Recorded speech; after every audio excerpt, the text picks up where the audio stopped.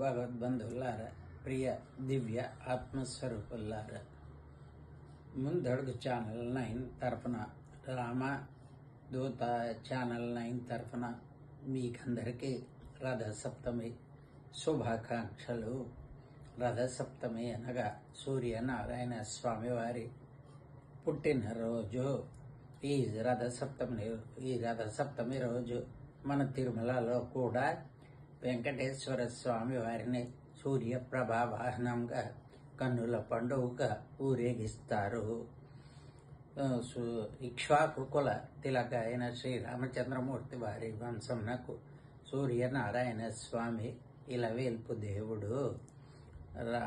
రావణాసురుడితో పోరు సందర్భంగా శ్రీరామచంద్రమూర్తి స్వయంగా సూర్యనారాయణ స్వామిని కొలిచి ఆదిత్య హృదయం జపించి రావణాసురుని హతమార్చినాడు.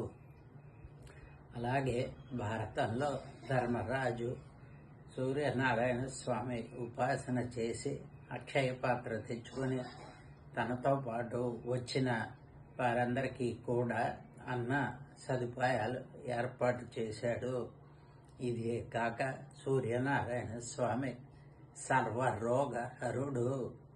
రథసప్తమి నాడు 7 జిల్లేడు కాయలు 7 రేగిపళ్ళు పెట్టుకుని నెత్తి మీద సూర్యనారాయణ స్వామి శ్లోకం చదువుకుని తప్పకుండా స్నానం చేయవలెను.